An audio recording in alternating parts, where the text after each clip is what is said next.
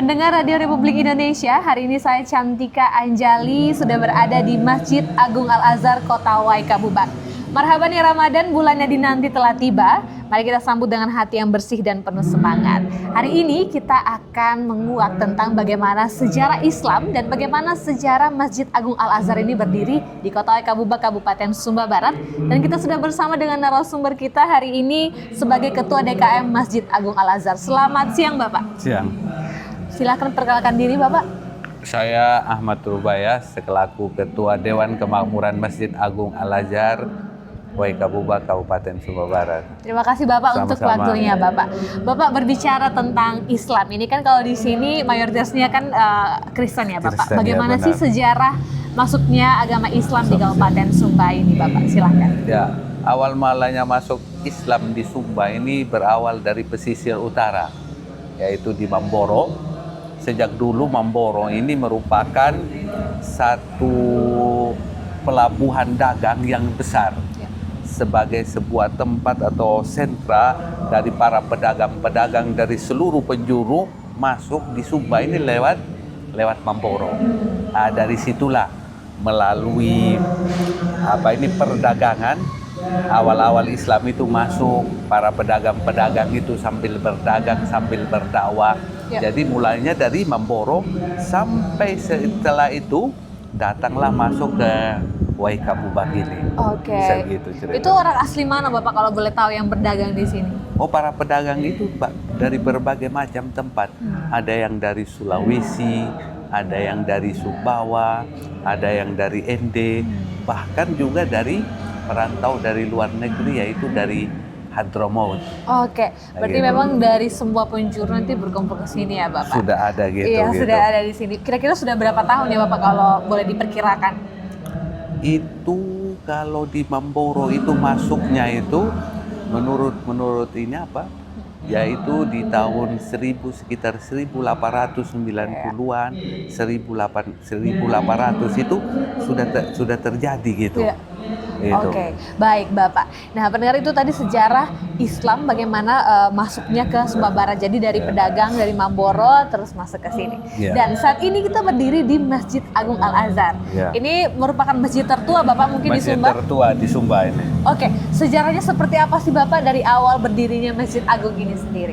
Jadi awal mulanya berdirinya masjid ini itu ada seorang pedagang, saudagar dari Yaman, dari Hadramaut itu, setelah mendarat di Mamboro itu melanjutkan perjalanan sampai ke sini. Yaitu kita biasa sapa dengan Dato Dolla. Beliaulah yang datang dari sana untuk dari Mamboro masuk ke kota Waikabubak ini, dan kemudian setelah menetap di sini, awalnya itu beliau mendirikan sebuah rumah ibadah, yaitu masjid kecil gitu. Itu pada tahun 1911.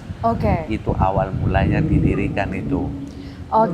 Berarti masjidnya masih kecil terus berkembang seperti sekarang ya Bapak?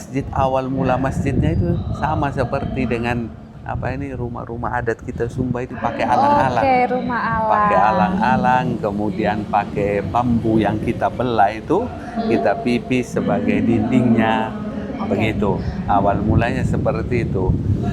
Itu yang dibangun. Baik Pak Ahmad, untuk diketahui semua pendengar, sebenarnya gunanya adanya itu masjid dalam Islam itu seperti apa sih Bapak? Oh gitu. Jadi masjid itu adalah sebagai sebuah tempat ibadah. Kalau masjid artinya maka nulis sujud. Tempat kita bersujud, itu artinya dalam bahasa Indonesianya. Jadi dalam sebuah komunitas memang diupayakan terbentuk sebuah sarana ibadah untuk dijadikan tempat ibadah, khususnya untuk tempat ibadah gitu. Itu seperti itu. Kalau bentuk masjid pada umumnya kan sama itu Bapak. Sama, ya. Itu apakah ada filosofinya seperti apa Bapak? Jadi kalau kita mau kembali dengan sejarahnya pendirian masjid di sini, ini sesungguhnya mengambil filosofi dari masyarakat kita di sini, masyarakat Sumba dalam bentuk rumahnya.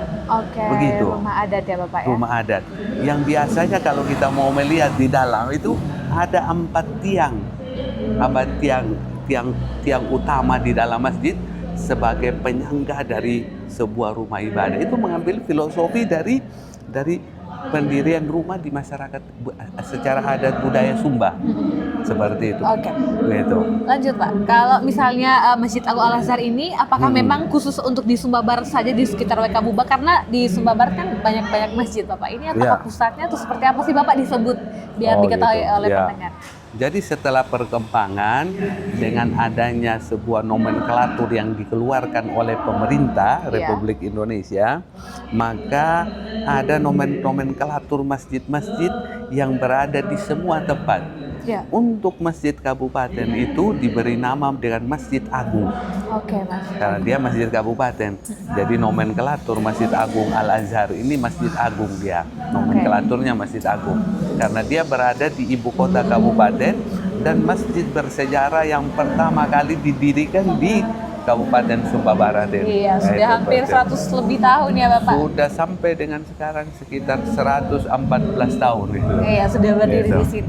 Dulu waktu kalau anak Sumba Barat pasti tahu pendengar ini masjidnya sebelumnya belum seperti ini ya Bapak. Seperti ini pembangunannya ceritanya seperti apa Bapak bisa berubah seperti ini?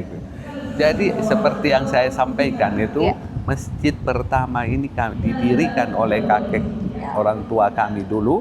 Itu adalah pada tahun 1911. Itu berawal dari atapnya alang-alang, sama seperti rumah adat Sumba ini, alang, kemudian tembok dindingnya itu dari bambu yang dipotong-potong kecil dijadikan dinding itu.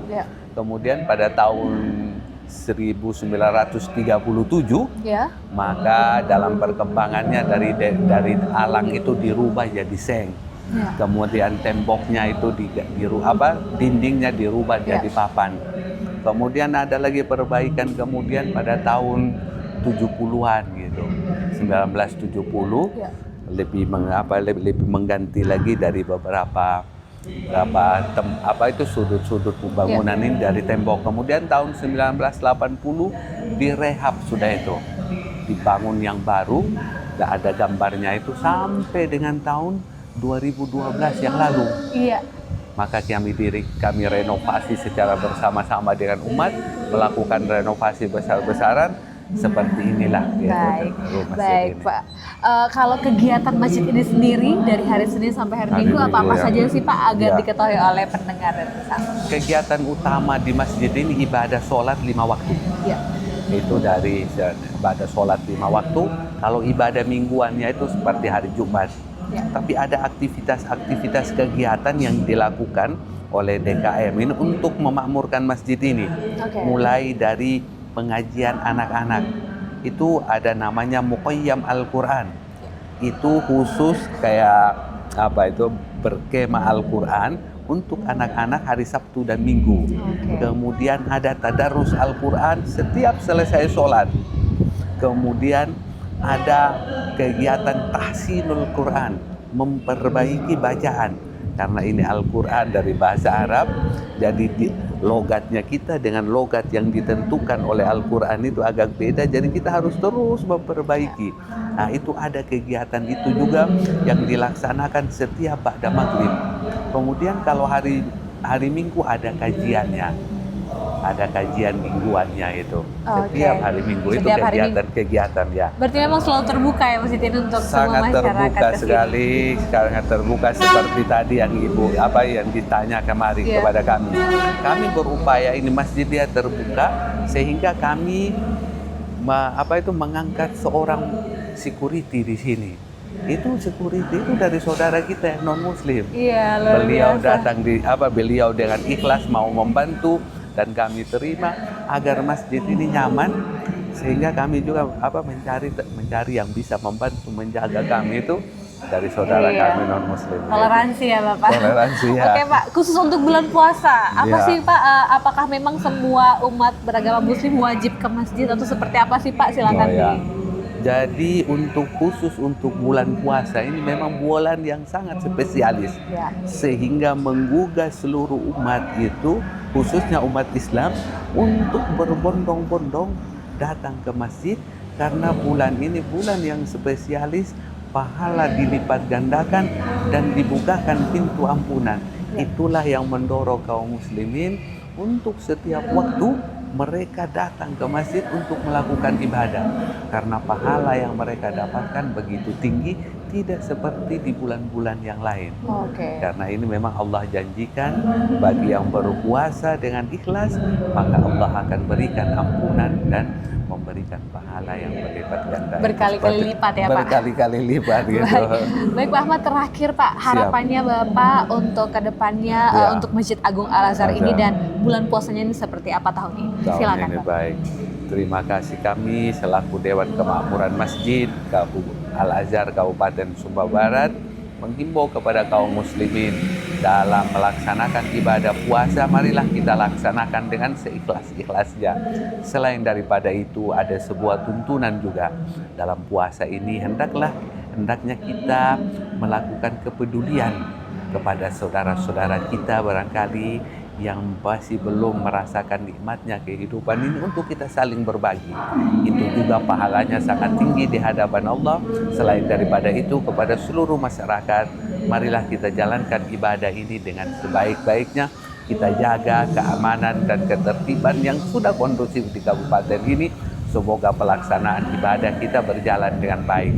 Terima kasih kepada saudara-saudara kami non-muslim yang terus memberikan dukungan kepada kami dalam melaksanakan ibadah ini, sehingga persaudaraan di antara kita terus terjalin sampai dengan selama-lamanya. Ini saja pesan kami barangkali. Terima kasih. Terima kasih Pak Ahmad untuk waktunya dan untuk pendengar dan Pak Ahmad selamat berpuasa. Semoga nanti hari kemenangan untuk kita semua. Pendengar, itu tadi bincang-bincang kita tentang bagaimana sejarah Islam masuk ke Kabupaten Sumba Barat dan sejarah Masjid Agung Al-Azhar ini. Dari Waika Bubak, Cantika Anjali terus mengudara untuk Indonesia.